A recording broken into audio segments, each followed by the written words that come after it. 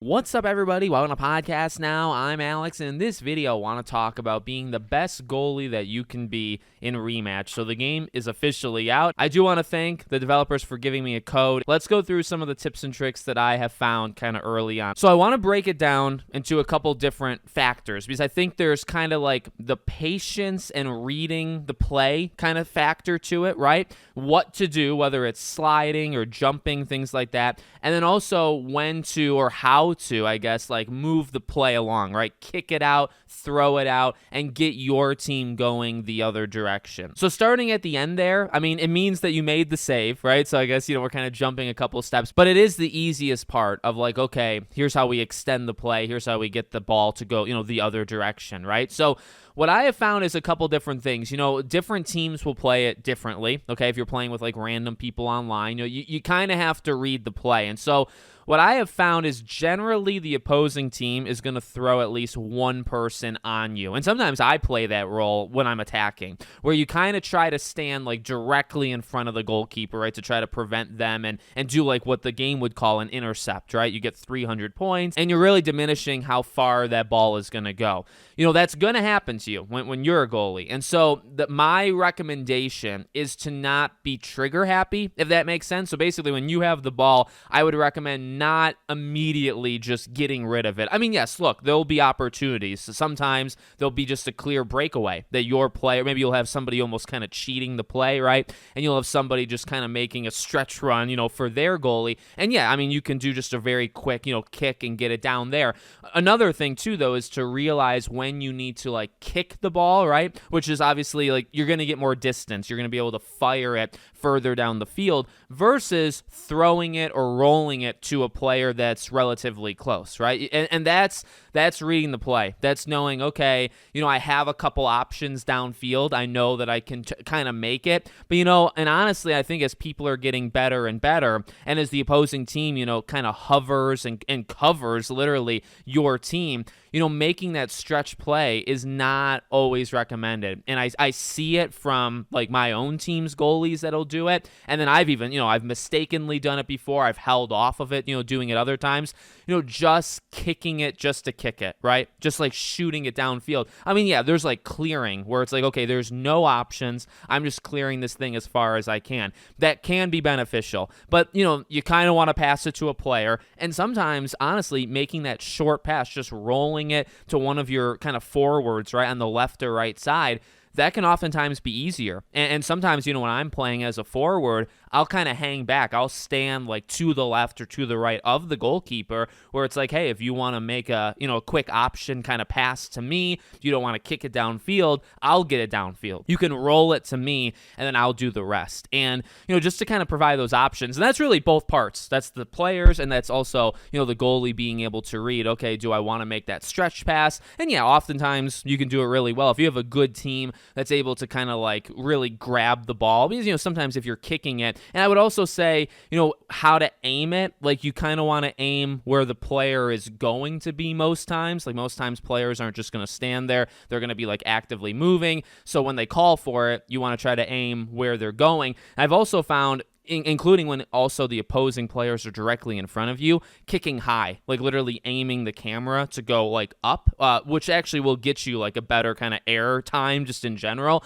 I feel like you can get it further if you do that. Like if you kick it closer to the ground, you're not going to get it as far downfield. You can realistically kick it from your net all the way almost to theirs. Like if you have a player that is like almost camping in front of their, net, you could probably get it there. You want to aim high though to try to like just elevate it over that. So that's the ending. Okay, that's the end phase. That's assuming you did everything else. Okay, so my biggest tip of just like saving a shot, right? The thing is, the game will oftentimes give it to you. I have noticed it's a little finicky. Like there's a couple times in my early playthroughs here where I really felt I was there and like I dove like say left and it just missed. Like it's because sometimes the ball almost like gravitates like a magnet, right? It'll like magnetize to you and you'll catch it.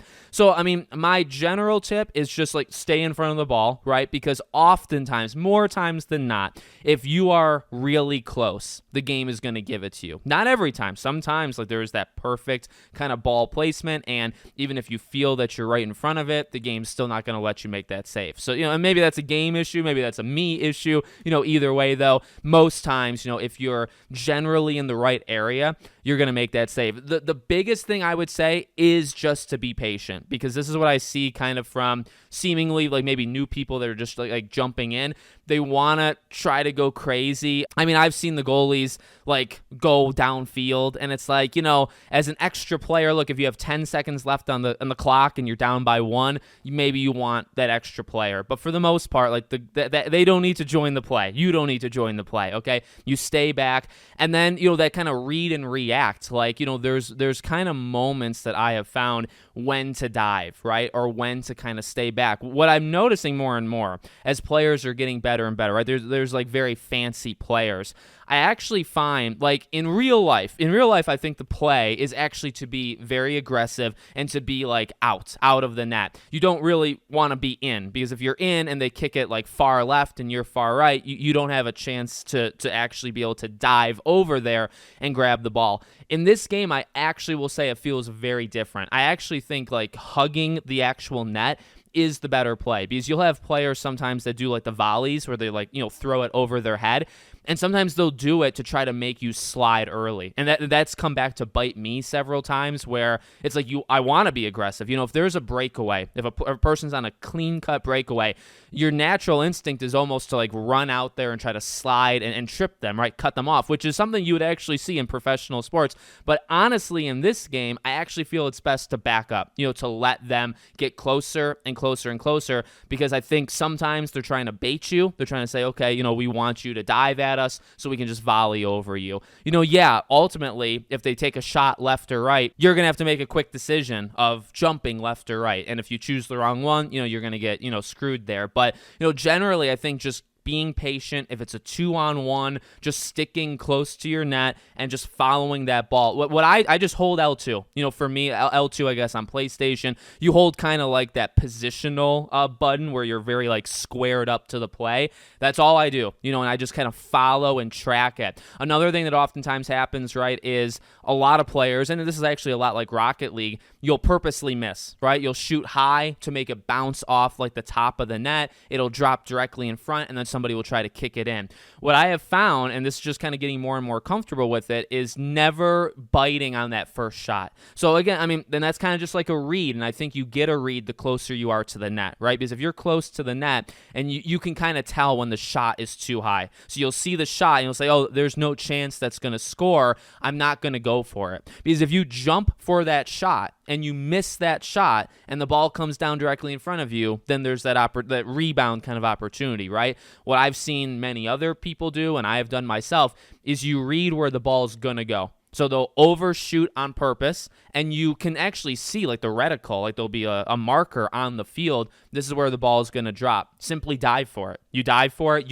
The thing the game does that actually might be a little aggravating to people is it always kind of gives the goalies the benefit of the doubt. Like if you're sliding into a person, even if the person thinks that they can do like a quick dodge, most times it's going to give it to you as the goalkeeper. Most times if you jump for it, right, when the ball is landing kind of in front of you, even if you have people that are going for the rebound, oftentimes the game will give it to you and have you grab it. So just being able to kind of read where the ball is going, not where the ball is. But, as the game progresses and as people get better and better, again, I've just really found just sticking to the player with the ball. If they make a quick pass, like a 2-on-1, you kind of just track it. You can actually hit, again, on controller. PlayStation is X and Xbox would be A, right? To kind of be able to, like, sidestep it. It's a little bit of a better way of moving left to right or right to left. Just being able to do that and keeping that positional, thing going. Because if somebody passes and you're not in that squared up position,